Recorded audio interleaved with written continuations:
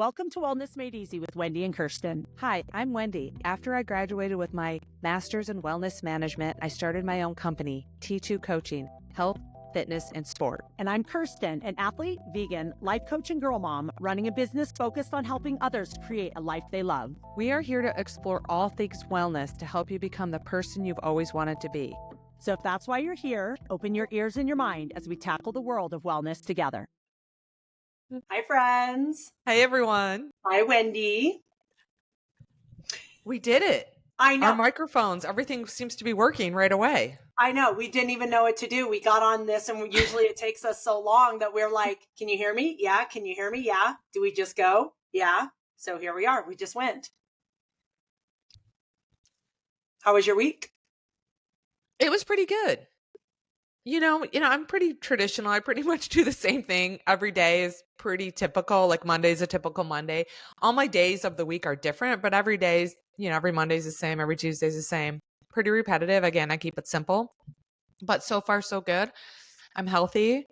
Ooh. I got some sleep last night. Yesterday I was in that makes a huge difference. Yeah. Yesterday I was in just a horrific mood. And I knew why. It's because I was tired. I knew exactly why I was tired. I didn't sleep well. And so I just went to bed earlier and it worked. I slept well. That's interesting you said that, because that actually brings me to my wellness win of the week. Good segue. My wellness win is there were, out of the last week, I would say 4 nights that I actually went to bed at my scheduled time that I like to go to bed, so that I woke up earlier feeling refreshed, and it was so much more productive. Because a lot of times I like to try to get things done before bed. So I'll, especially the nights I don't have Cora. The nights that I have Cora, we have our bedtime routine. She needs to take a bath, get ready for school, pack her lunch, blah, blah, blah. We have a bunch of stuff. But on the nights I don't have her, and then on the weekends I don't have her, I get home from whatever I'm doing, and then I'm like, oh, I could get so much done tonight because I have 2 hours. Right. And then I end up wasting a lot of time because I'm tired. And this past week, I think 4 of those nights, because she was with her dad last weekend, I did this both Friday and Saturday night. I went to bed early, and then I woke up early, getting enough sleep, woke up on my own earlier than my alarm. And in that extra hour I had in the morning, each day I got like 8 things done. Whereas if I was trying to do those things the night before, I would have got like 1 thing done and then wasted a bunch of time and then been mad at myself. So that's a huge win for me to go to bed early. Because it's hard for me to go to bed early. I want to stay up. And but I was so much more productive. So I made that mental note to myself, and I'm going to practice it tonight because Cora's at her dad's tonight, and I don't have anything I have to do tonight. So I'm going to go to bed early and then tackle my list tomorrow morning. I love it. So my wellness win, which I didn't think about until just now, hearing your wellness win about going to bed, is, I've been reading a lot more. And so I finished 2 books. I'm into my 3rd book, and January's not even over. And I don't have a problem going to bed early. My problem is, Don we wake up at 5 every morning because he has to go to work. Sometimes I wake up at 3. A lot of times I wake up at 3. Probably every night I wake up at 3. And a lot of times, sometimes I just can't fall back asleep. And then we have to wake up at 5. So the point of my story is actually about my reading, is the nights that I've been really tired and wanting to go to bed, I've given myself, at first I was saying I want to read 20 pages a night. And usually I start reading around 8:00. I'm giving myself permission to say, you don't have to read 20 pages tonight. Get through 5, get through 1. I just want to keep up my streak of reading every day. That's my streak going on right now. I don't want to miss a day of reading. And so it took me a few times to say, you're falling asleep and you're only on page 9. That's okay. Right. No one's telling you have to read 20 pages except yourself. So then I'm like, oh yeah, my streak isn't 20 pages a day. It's just making sure I read every day and getting through 2 books, each of about, close to 300 pages was pretty substantial for me in the first month. So I feel really good about that. Again, my wellness wins always revive me. They make me feel good. They make me more energetic. And another wellness win, since this was going to be my original wellness win, was running a 5K. I think as endurance athletes, myself included, and athletes I coach, they say, oh, I don't want to miss a longer training session just to run a 5K. Can I do more? Can I do less? And I, was kind of in that mindset of, I don't want to just do a 5K today. And I said, well, no, you can just do a 5K today. You're running as hard as you can. You're going to be exhausted. And I did really well. So getting this kind of baseline assessment, I ran my 5K. I ran way faster than I thought I was capable of running right now. And I was exhausted. It actually, running a 5K as hard as I could, took it more out of me than doing like a 10-mile easy run. Right. And so it was just another reminder, to say your training's going well, a 5K done properly, you're exhausted, you're getting that endorphin high that you get from exercise, and you can get that from a 5K. So Right. that was a wellness win for me as well. Right. And I often notice when I do a 5K, so Wendy and I are the same way. Like our bodies take a while to warm up because we're endurance athletes and we're a little bit older. So I used to just show up and like run a 5K. So that's all I did for a 5K was a 5K. But now I do a little bit of a warm up. Yes. Whether it's, I usually like jog for 10 minutes and then I do some like mobility and some, drills and stuff like that. And then maybe I walk a little bit just to stretch out my hips. Mm-hmm. And then we run the 5K as fast as we can. Well, then everything's tight. So you're like, well, I better either walk or run a little bit after. Right. And then I find, because I did a 5K a few weeks ago, and the same thing is I ended up getting 6 miles in. Right. And I know that a 5K with the warm up and cool down will still give me 6 to 7 miles. Yeah. So it's and then like at the end of the 5K, I waited for awards. So I was just walking around. And then you're on your legs. Yeah. Yeah. And it works a whole different energy system. So I think it's good. Exhausted. Like I always tell my athletes who are even training for an Ironman, I'm like, do these 5Ks, do these 10Ks. If you want something to consider it as a workout, consider it your speed workout, because there's no time in your 18-mile run where you're going as fast as you are in your 5K. So a 5K is a speed workout for an Ironman training. Right. And it, like you said, it's good to see where you're at, a good baseline, works that different energy system. It gets like when I do a 5K, I forget, even though it's hard, because people say this to me. I'm sure you hear this all the time. Oh, you're only doing a 5K. A 5K must be so easy for you because you run marathons. And I'm like, no, a 5K is like 20 plus minutes of like going as hard as I can. So like my heart rate is maxed out. Whereas a marathon, my heart rate's never maxed out. Right. And our bodies are adjusted, if you train as long as we have, to the endurance. So the endurance stuff doesn't take it out of us like a 5K does. Right. I was really sore. It was on the road too. And I haven't been running much on the road. So just the pavement that my muscles weren't used to made me pretty sore the next day. Yeah. I do that if I haven't done a lot of hills, and I'll do like, because Wendy does hills all the time. But if I haven't done hills in a while and I'm like, ooh, I better start doing hills. St. George is coming up. Right. I hit my first downhill run. I'm sore for like 3 days because of the pounding on my quads. Even if it's on trail or grass, like there's one of the gyms I work at, there's a huge hill, a grassy hill. So I just run up and down that. And so it's more gentle because it's grass, but it's still, when your body's not used to that downhill, your quads are like, yeah. So, well, we have a cool topic today, and Wendy and I decided on the topic, but we don't know what each other is sharing, so we might pick the same things, but we thought that would be fine because we both have a kind of a different take on things. But we're talking about all the myths that are out there in the wellness industry, and maybe talking about, debunking some of these myths, because a myth is something that is collectively we accept it, but it's not rooted in fact. So it's not based on fact or research or anything scientific. It's just something that somebody put out there and everyone's like, oh yeah, that makes sense. But the danger in that is that a lot of people follow these myths or believe these myths. And so it affects their personal wellness or even the advice they're giving their friends, which might not be the best advice. So Wendy and I were each going to pick, we decided 3. We'll see how long that takes us. And then kind of talk about what these myths are, what's really going on behind them, and take it from there. When I was thinking of my list, I was like, I'm just going to write down a bunch of things I think of, or that people say to me or ask me as a coach or a personal trainer or a vegan. A lot of them, I like that. My list was long in the vegan category.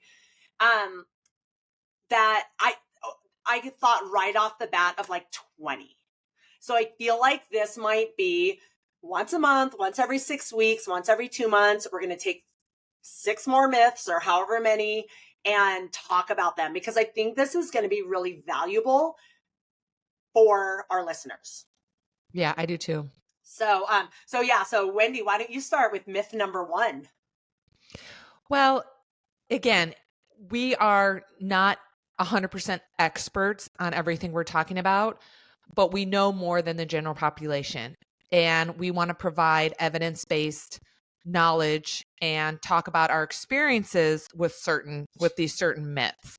So my first one is taking a cold plunge, an ice bath, and just the realm of recovery tools like massage guns, like a Theragun is a popular brand, compression boots, ice baths, ice therapy, cold therapy, is it cryotherapy is the cold therapy, massage. I mean, there's just a lot of things that people invest in for recovery.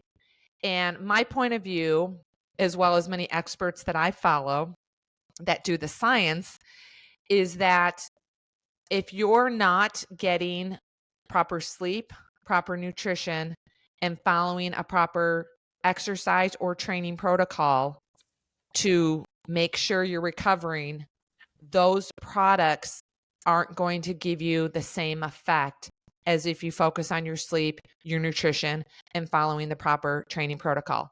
I'm in this group on Facebook, Training for an Ironman, and people are asking all the time, I'm training 20 hours a week. What kind of recovery tools should I use? And it's like, okay, let's back up.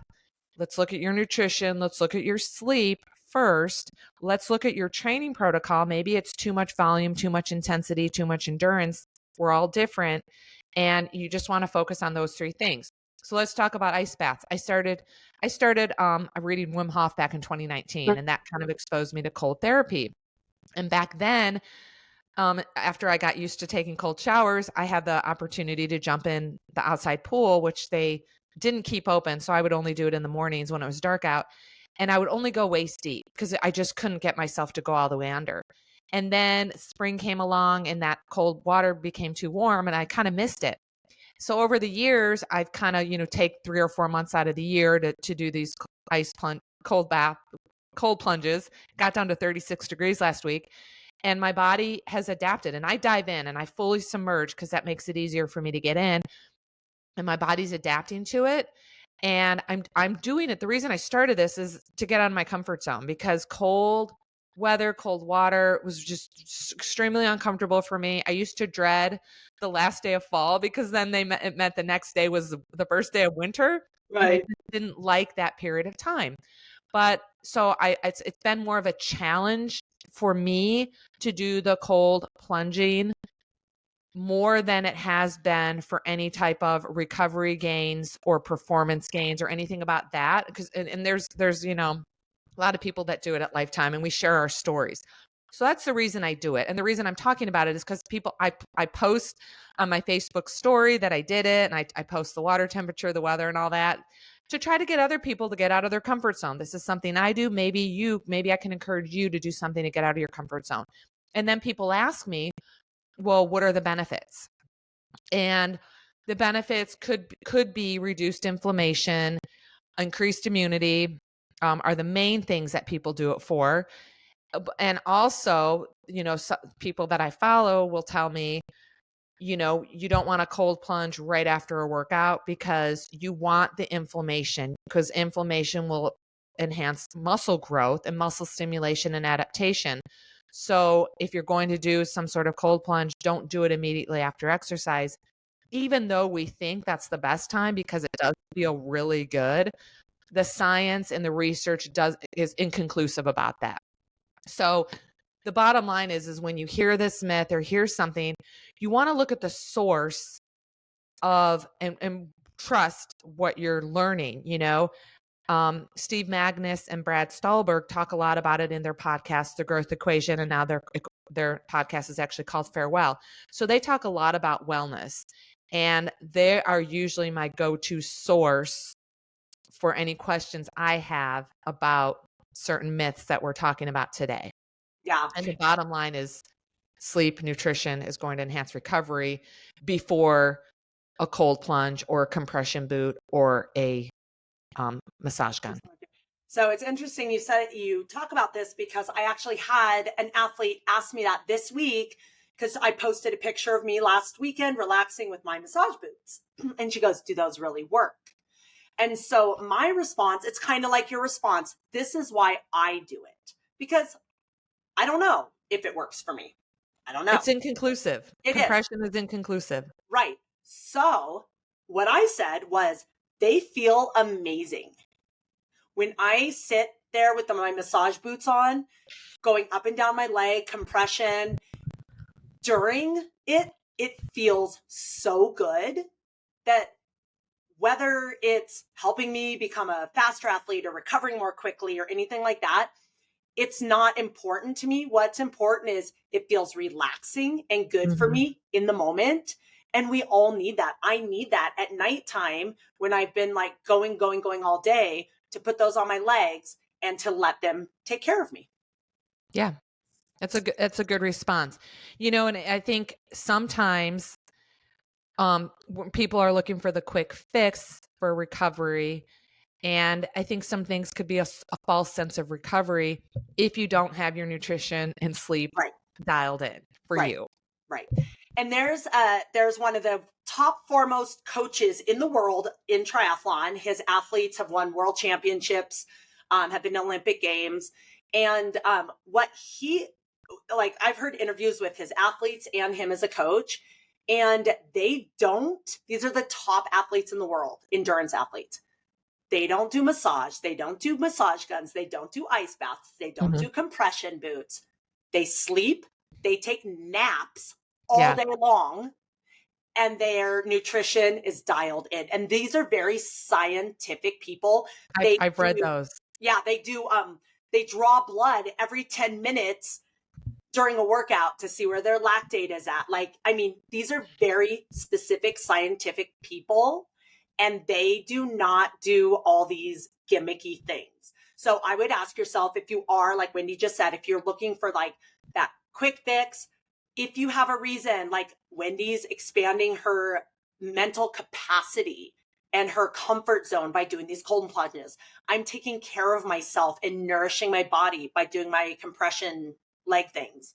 So we're not relying on them to help us become better athletes. They're an addition to that for us. Right. So, all right. So my first one, and so the three I picked are ones that I get all the time. So I know you guys have heard this a million times. So the first one is you need to detox regularly, like a juice cleanse or a detox cleanse, in order to be healthy and to detoxify your body. So especially January, people are like, I'm doing a cleanse. January 1st, I'm doing a cleanse. Or I gained 4 pounds on vacation. I'm going to do a cleanse. And I think a lot of this, I don't know where it initially came from, but I know that the media and like juice cleanses and the grapefruit cleanse and the blah, blah, blah cleanse, they have been around since I was a child. Like you're always hearing about like the celebrities are doing the grapefruit diet or whatever. What the science is that our bodies naturally detox. That's part of our system. Our That's liver, why we have a liver and kidneys. kidney, that's what I was just going to say. Our liver and kidneys, that's what they're designed to do in our body, is to detox our body. So special detox diets they're often ineffective and aren't necessary. However, just like we talked about on the last thing, if you're doing it for a specific reason that makes you feel good and it's not anything unhealthy, then if you're like, oh my gosh, I have so much energy on the cranberry juice diet, I'm going to drink cranberry juice for 3 days. It's not going to kill you. And if it makes you feel amazing, then do the cranberry juice diet. I've done that with the Master Cleanse before. And Master Cleanse, there's a lot of weird research. Like some people are saying it's amazing. Some people are saying it's horrible. When I do it, it clears my head and it makes me feel good. So I know my body's detoxing. I'm not doing it as a detox. I'm doing it for whatever reasons it's fulfilling me and it's not hurting me. Is it helping me? It helps me mentally. And that's what's important. What do you think about cleanses? Yeah, I mean, cleanses was on my list, but I thought you would bring it up because I know you've done cleanses yourself before. Like I already said, and you already said, the liver and the kidneys are natural detoxing. I think a lot of people do a detox to lose weight or to jumpstart some sort of weight loss program or some sort of, clean eating program. It has to usually do with, I think, a diet, weight loss. Right. And the con of that, some sort of detox, could be you're going to become in a nutrient deficiency, depending on how long it lasts. You could become just malnourished, again, depending on how long it lasts, because people could take things to the extreme, develop some sort of disordered eating mentality. So anything that's like an extreme thing, I don't really advocate. And again, it just depends on your why and why you're doing it. If you're doing it to jumpstart some sort of weight loss program, let's look at something else that's more sustainable and that you can live with instead of depriving yourself. Because, it's just like fast, people do fasting, people do the intermittent fasting. Usually most people, that's not a sustainable lifestyle. And it's just like that quick fix where you're depriving yourself of food that retains water. And if you're going to lose any weight by not eating that food, you're not retaining water, it's going to be a water loss issue. Depending on gain it right the plan back. you're doing. That I think is a big, another big con with doing a detox is you're doing I'm doing a 3-day detox. You're like, oh my God, I lost 6 pounds. Again, what Wendy said, it's not sustainable typically. So when you start eating again, you're going to gain that weight back. Mm-hmm. So I would recommend, and we talked about this on our nutrition podcast. If somebody says to me, I want to do a detox, to me, the healthiest, best detox that if you stick with and make this part of your lifestyle, it's going to help you lose weight, is stay hydrated and eat lots of fruits and vegetables. Because if you do a fruit and vegetable, not a juice, because juice doesn't have any fiber. And so you absorb some of the nutrients. It kind of flows right through you. It's pretty expensive and pretty, I've done juice detoxes. I bought a whole juicer. It would literally $20 of fruits and vegetables would juice into 1 cup. Right. I'm like, and then I would have to spend all, juicing it, putting the thing in, and I would drink my juice. And I'm like, an hour later, I'm like, I'm starving. I need another juice. But if you start eating more fruits, more vegetables, that fiber is going to keep you fuller. It's going to give you tons of nutrients. It's going to start reprogramming your gut biome, because that's what your gut biome needs is fiber. And the more variety you get, the better. That to me is a great detox, because you're detoxing from processed foods, from sugars, from highly inflammatory foods, while nourishing your body at the same time. Mm-hmm. All right. What else do you have on your list? Again, like you, kind of have a bunch of stuff, but let's talk about a subject that not everyone may believe. Carbohydrates don't make you fat. That was on my list, but I didn't pick it for this time, but that was definitely on my list. Yeah, I mean, or people think carbohydrates make you fat. I got to go on a low carb diet. blah, blah, blah, blah, blah. And really what's going on is excess calories will make you gain weight. I mean, the simple equation to start with, if you're looking to lose or gain weight, if you're looking to lose weight, you want to be in a calorie deficit. If you're looking to gain weight, you want to be eating more calories than you expend. And there's refined carbohydrates, processed carbohydrates, and then there's the complex carbohydrates. The refined is the white sugar, the white rice, the white flour pastas. The complex is the whole grains, the fruits, the vegetables, and non-processed, just the real whole food. You walk around the grocery store, walk around the perimeter, don't walk in the aisles. The aisles have the processed foods. The perimeter usually has the more whole natural foods. So, it's still hard for people to believe, especially when you're an athlete and you think, I'm an athlete, I'm training for an Ironman or even just training for a 5K. I'm doing it for weight loss. A lot of athletes will start on their triathlon journey to get healthy, and part of that is losing weight. And you have to eat a certain volume of carbohydrates to sustain your energy to be able to train and perform. And as long as those carbohydrates are more on the complex side of the spectrum and less on the processed, I'm not saying cut out all processed. You just want to choose more complex over processed. You should, kind of maintain an energy balance. And then there's just so much more to weight gain and weight loss, your metabolism, your genetics, your age, your muscle mass to lean body mass. It's not just a calories in, calories out equation, but that's definitely where you want to start. Yeah, I 100% agree. And I think one thing that people don't realize, and we did talk about this a little bit on our nutrition podcast, is that carbohydrates, people are like, carbs are bad, carbs are bad, carbs are bad. Fruit and vegetables are carbs. So fruits and vegetables aren't, even though vegetables have some protein in them, and most fruits and vegetables don't have fat unless, like coconut, but avocado, olives, I guess some do. But like in general, they're not considered fats or proteins. Fruits and vegetables are carbohydrates. Right. And they have all your vitamins and minerals that you need.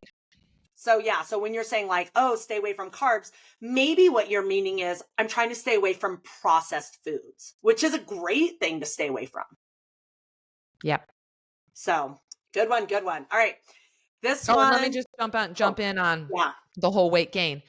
When you do reduce your carbohydrate consumption, again, carbohydrates retain water. So going back to when you reduce that carbohydrate consumption and you do lose weight, it's going to be mostly water weight, especially initially, especially if you're not in a caloric deficit. It's going to be water weight because you're eating less carbs. So you're not retaining that water. There's nothing wrong with retaining water, especially if you're athletic. You need hydration. Yeah, our body needs water. So if we're not retaining any water, then we're going to be in a constant state of dehydration. So our body needs to retain water. Right. So, all right, this is a big one. I know if you're a personal trainer out there, or if you have I know what you're going to say. Spot reduction. I want to spot reduce. I want to make my belly go away. I want my arm fat to go away. I want smaller hips. I want smaller thighs. I want a smaller butt. I want a bigger butt. That spot reduction is not a thing. And here's why. Our body loses fat systematically based on our genetics. Can we help it in one way or another? Of course, because we can lose overall fat from our body, but locally, you can't take there. If you hold fat in your belly, there are no amount of crunches you can do to get rid of that belly fat. If you are losing fat from your overall body, if you're losing weight and losing body fat, it's going to come off in the order that you're predispositioned to lose fat. And so one of the things when I was younger, I always thought, oh my gosh, I have huge thighs. Whenever I gained weight, it would be in my legs. And so even when I lost weight, like my stomach would be flat, my arms would be smaller, and I'd always have weight gain in my legs. And I was always spot reducing. Like I'm running marathons. I'm like trying to get rid of the fat on my legs. The only way my legs ever got smaller, less fat, is when I lost more overall body fat. And then all of a sudden, it was like the hard part. And I thought I would never lose fat from my legs. And I did, because I lost overall more body fat. But nothing you can do can take the weight of the body fat off of one specific part of your body. So I always carry weight around my waist. I call it the Mader gut. And the reason I call it the Mader gut, because it wasn't until I was about 25 years old that I looked at my mom, my dad, and my sister. You're like, darn you. And I'm like, oh, this is totally a genetic thing. Right. We carry our weight around our waist, and we all have very thin legs. Yeah. Genetics. Yep.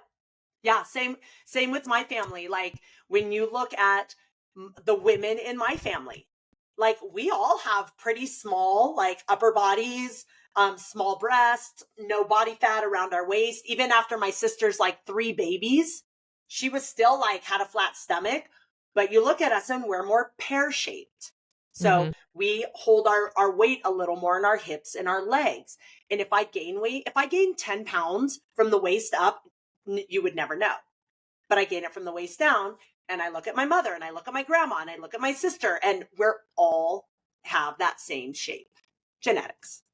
Yep. And when I gain weight, it goes in my gut, and I can easily hide my waist with baggier clothes. Right. I was told multiple times throughout my life, are you expecting? Like I've been asked, not told. Right. I've been asked, are you expecting? Meaning, oh my God, I'm like too chunky around my waist. Someone thinks I'm pregnant. I mean, that was a mental blow, like initially, but I'm like, whatever. I can't believe you'd ask someone that when you didn't really know them that well. Yeah, just a PSA, you guys. If you're not a really close friend with somebody and you know they're trying to get pregnant, you don't ask a woman that. Right. Just putting that out there. All right. All right. So let's stick with the workout, the weight, and I'm going to bring up weights again. Pretty common knowledge, I hope by now, is if you're female and you lift heavy weights, you shouldn't worry about being bulky unless you're eating a high caloric, high protein, dense fueling plan while you're lifting weights and you're trying to gain weight. And there is some genetics. I mean, I know genetics is going to play a role in how much muscle mass you can build while lifting weights. But it's more of you're eating more and you're lifting heavy, and you're still not going to get that bulky unless you're really trying to, and you have your carbohydrates, fats, and proteins, those macronutrients dialed in for you to bulk up. Yeah. I've worked at gyms since I graduated from well, even in college, my whole college, I worked at a gym the whole 4 years. And it is very, very rare if you looked at every single woman, and not as many back then were like lifting heavy weights. But now if you go to a gym, like Wendy and I both work at Lifetime, which are humongous gyms, and you can go in and see 100 people working out in an hour. And if you look at all the women who are lifting heavy weights, like they're still doing, 6 reps and they're, maxing out, most of them are not going to be bulky.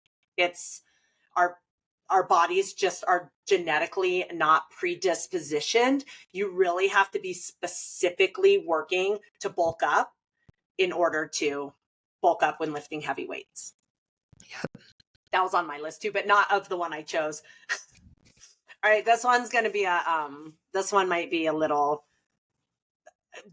I get this question more than anyone on the planet. And I want to tell you, after I tell you the question, I have to tell you this meme because it's one of my favorite memes. Vegan diets are protein deficient. How do you get your protein? How do you get your protein? So I have this meme and it made me laugh. It's this policeman pulling this guy over, and it said, the policeman saying, I see you have a vegan bumper sticker. I just pulled you over to ask you how you got your protein. And it makes me laugh. So I would say 5, 6, 7, 8 years ago, everyone was asking this, and more stuff was coming out about most Americans aren't protein deficient. Especially if you're middle class American, probably not protein deficient.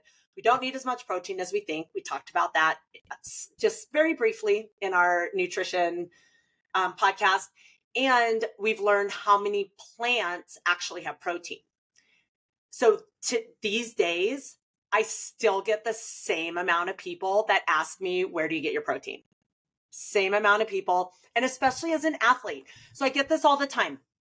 I have people say, I want to eat more plant-based, but I'm afraid I'm not going to get enough protein. Where do you get your protein? Do you eat lots of beans? So that's the first thing people ask me. Do you eat lots of what? Beans? Beans. Yeah. First thing people ask me, they go, do you eat a lot of beans? I actually don't. I don't have anything against beans. They're just not like a regular part of my diet. I do eat a lot. I drink protein shakes because they're convenient. I eat protein bars because I'm really busy, and it's a convenient way for me to get in some calories. I eat fake meats. I have a 6-year-old. She likes chicken nuggets. She likes vegan burgers. We eat all sorts of things that have soy in them, and that's another one on my list, but we can use that for another day. The soy myth. So yeah, if you just keep track of your protein for a day, most likely you're going to see that across the span of a day, most things you eat have protein. Vegetables have protein, whole grains have protein, and it all adds up throughout the day. So yes, you can get enough protein on a vegan diet. So Wendy one time won the Kona Ironman World Championships, first place female amateur in the whole entire race. Not in her age group, the whole entire race. First place in the world. At that point, she was eating a plant-based diet. That is when I first went vegan, was probably 3-4 months before the 2008 Kona Ironman. And I never trained as well as I did. And my performance, I won. Yeah. On a vegan diet. And I've been 100% vegan for 10 years. I was vegetarian before that. So I didn't eat any meat since I was a child, since I became a vegetarian when I was 8. And, the last 10 years of me being vegan, I recover more quickly. My performance has skyrocketed like if you see a little chart of me sticking with my progress. I became vegan in 2015, January 1st. And my performance and the last, like, even with having a child, even with all my life changes, my performance has skyrocketed. And we talked about protein a little bit as in the nutrition one. As athletes, we do need a little more protein. If Wendy and I weren't getting enough protein in our vegan diet, we wouldn't be able to perform as well as we do. Right. And if you're concerned about how much protein you're getting, like Kirsten said, keeping a nutrition log, dietary analysis, talk to a registered dietitian, and they can help you analyze your diet. A lot of calculators online, people keep track on MyFitnessPal and other trackers out there. Before you say you're not getting enough protein, keep a log for a week. I think 1 day, 3 days to 1 week will give you a big picture. Yeah. Because most people tend to eat a little bit differently on weekends than they do Monday through Friday. And just start writing everything. Don't change anything yet. Yeah. Just be honest. Data Write collection. down everything you're eating, when you're eating it, everything you're consuming, including liquid calories as well, and get your baseline number. Yeah. And, the supplemental thing was on my list. We'll talk about that another time. But before you think you need to ask someone in a Facebook group what supplements they're taking because Right. you think you need a certain supplement, make sure you get a blood test and find out if you're deficient in anything before you start investing in supplements. Yeah. When I got pregnant, I had to see it. My insurance made me see a nutritionist, and they were like, "Oh, you're going to have to start eating meat." And I was like, "What?" And they're like, "Yeah, it's really it's detrimental to your fetus if you don't have enough iron." And I said, I get my blood test every year. My iron has always been perfect." And they're like, "Well, we're going to have to test you." And I'm like, "Okay." And they did, like, right in the clinic. They took some blood. They came back like 15 minutes later and they're like, "Wow, your iron is really high." And I was like, "I told you." But people assume if you're vegan, you're deficient of iron, B12. There's a few things that you can't really get outside of meat. Iron you can, a lot of dark leafy green vegetables you can.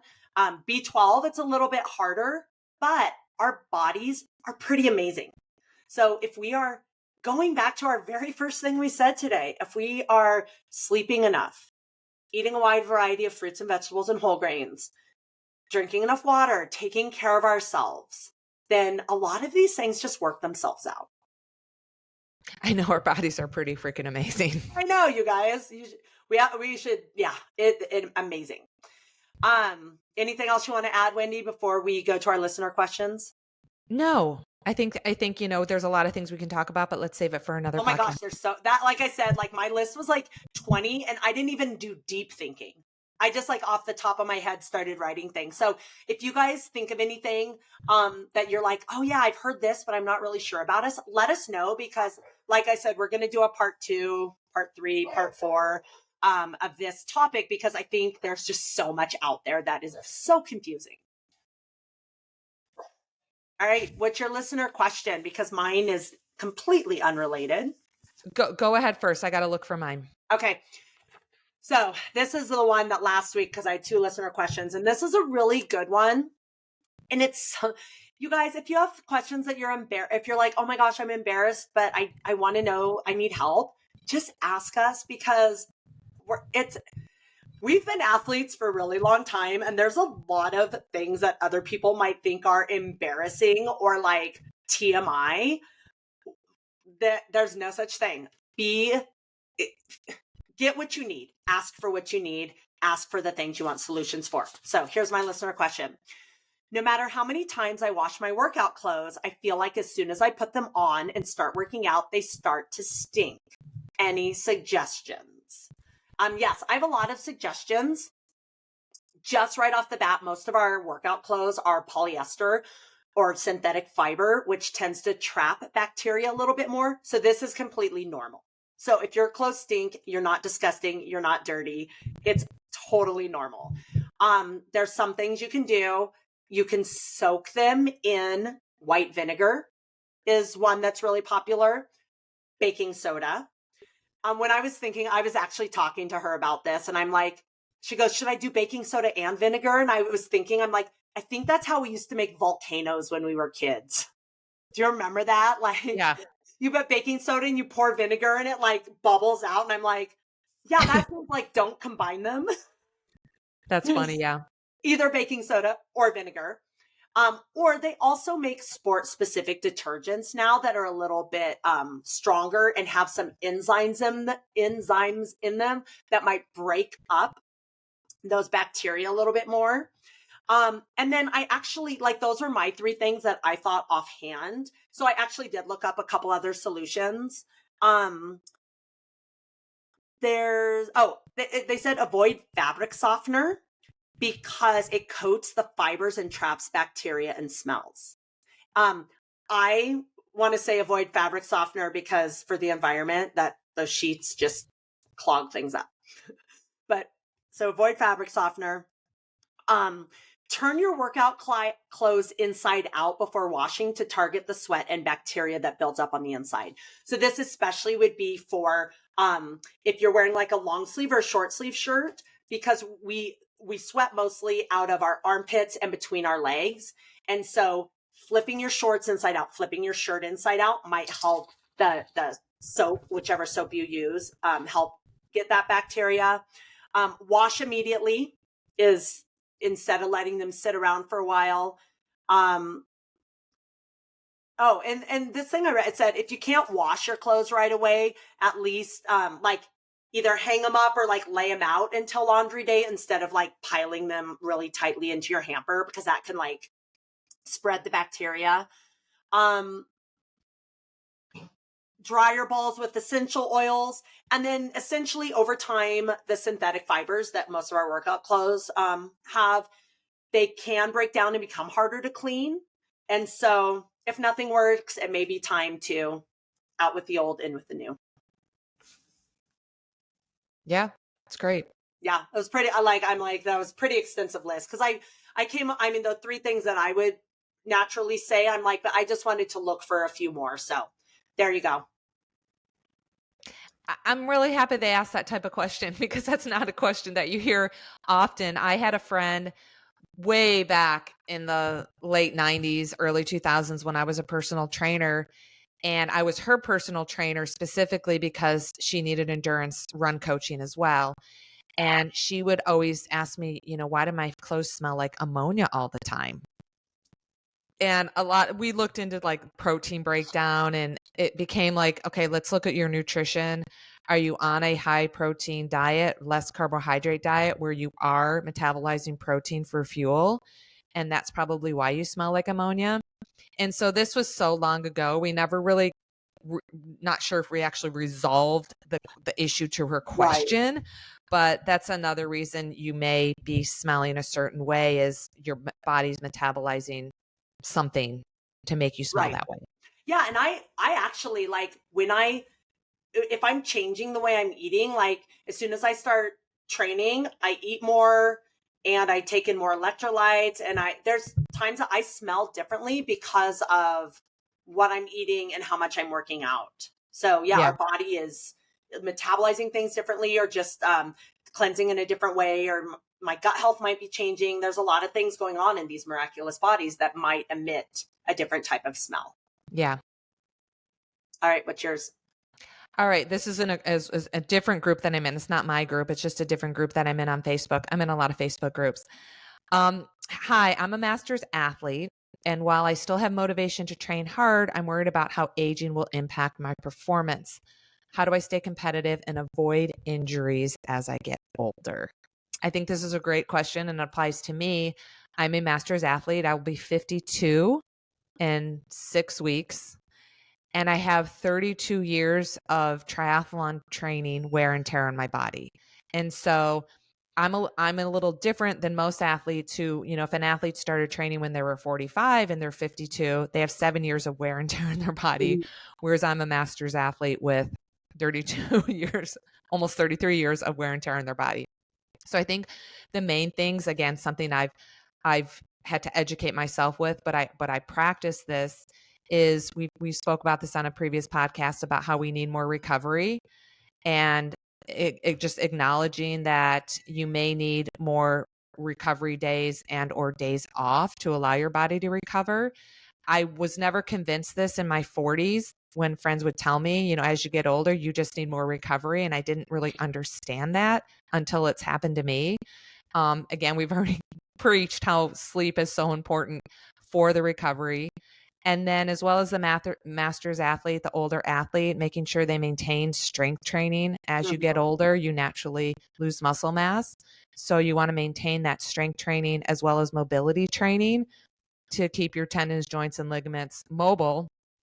So you're able to do stuff in a full range of motion and be able to do activities of daily living as you continue to get older. Right. You may have to modify your training. I think, as a coach, I have my older athletes doing shorter, less duration workouts and more higher intensity workouts. Again, based on like the Joe Friels that I follow. Since I started training, those expert coaches who have books written on masters athletes and the beneficial requirements of higher intensity training and less volume to sustain the longevity in the sport. Right. And the only thing I would add to that is we did talk about this on the nutrition one. And we did have a listener questions like about aging, at the beginning of our podcast series, you do need a little bit more protein as you age to Yes. support that muscle that you're losing. And then the other thing that I do with my older, just people in general, but athletes, things like coordination, agility, reaction time, hand-eye coordination, anything like that. Those balance, stability, those are all things that we lose as we age. So if you can add those in, like hopping on one foot, doing like agility ladder, a lot of balance stuff, though, even like brain work, eye hand coordination stuff, like we take those squishy balls and like pass them behind our back and pass them under our leg. And those are all things that are going to benefit you as you get older, as an athlete, but also as like a non-athlete. Right. So agree. Awesome. So what are you most excited about for this upcoming week, Wendy? Well, this weekend I have a swim meet. Last weekend I got to do a race, no swim meet. This weekend I have a swim meet, and the season's kind of winding down for my high school kids. This weekend is a USA swim meet with the kids I coach, and a lot of high school kids have not been participating in age group or in USA swim meets because they're doing their high school meets. And quite a few of them had a great meet. I went to their county meet on my own, non-paid as a coach, and they did phenomenal. So a lot of them got some new state qualifying times, and I'll also be attending that in 2 weeks. So I'm looking forward to the swim meet. And my husband just got home. He just reminded me we are taking a vacation on Monday and Tuesday. I like how you said he just reminded you. Like you're like just seeing him reminded me. Right. We are going to Suches, which is in the northern Georgia mountains, and we got this Black Friday deal back in November that these cabins were 50% off if you bought them during that Black Friday weekend. Nice. So we booked, I think we go Sunday, Monday, Tuesday night in the northern Georgia mountains in these cute little cabins, and we're going to be off grid. So there's no internet, there's nothing like that. So it's really going to be 3 days of reading and hiking and running and not using any technology. Oh, that's exciting. When do you get back? Wednesday afternoon. Okay, so we'll cancel our Tuesday call and you'll call me Wednesday when you get back? Yes. Well, I have a swim meet this weekend as well. So I'm excited about that, but that's not the thing I'm most excited about. I do like our swim meets. They're fun. There are a lot of, ours are really fun. Like it's a pentathlon style where if you're 8 and under, you do a 25 of each stroke and then 100 IM. And if you're 9 and older, those are so fun. They're so fun. You do a 50 of each stroke and then 100 IM. And then we add all their times together. And so whoever has the lowest overall time for 5 events is the winner. And they're really fun. They're like, everyone gets a chance to swim all the events. They go by really quickly. It's a really good, we have both like beginner swimmers that can barely swim a 25 as their first swim meet. So we make it a really good, safe, fun experience for them.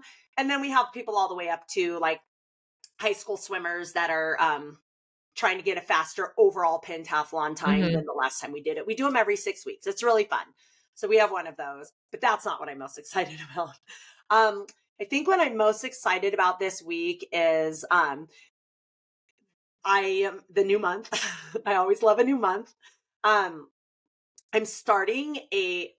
doing this functional training class through an app that I just started using for my business in December. So this is my first like course offering I've done on the app, which is one of the reasons why I started this app in the first place. And so I've been the past 4, 5, 6 weeks, I've been learning about the app, doing research for this course and making videos for the course, editing them and promoting it. And it all starts February 1st. So I'm excited because the whole reason I got this app was to do things like this. And so I'm excited to see how it works, how beneficial it is, how easy it is for my users to access everything, because that's all in the experimental phase for me. So, but it's exciting because it's like my first program that I've put out just on the app which is why I started it, because I want to be doing this every single month. That's so great. This will be the first one. So it's a little bit experimental. So we'll see how it goes. That's great. Awesome. You guys let us know if you want anything specific for topics. Let us know those myths you want us to help you bust. Let us know your listener questions. Lots of ways to get a hold of us. Anything else, Wendy? No, I think we covered a lot. Again, I'm excited to continue the myth busting type of podcast, as well as answering our listener questions. Awesome. Well, have a good vacay. Thank you. All right. See you next week. Make it a great day. Bye. Bye. Thank you for listening to Wellness Made Easy with Wendy and Kirsten. If you want to learn more about us or anything we talked about today, check out the links in our show notes. We would love to know what you think of our podcast and what you want more of. So drop us a comment, send us a message, and help us out by leaving us a rating and a review. And don't forget to let us know your wellness win for this week. Thanks for listening. Make it a great day.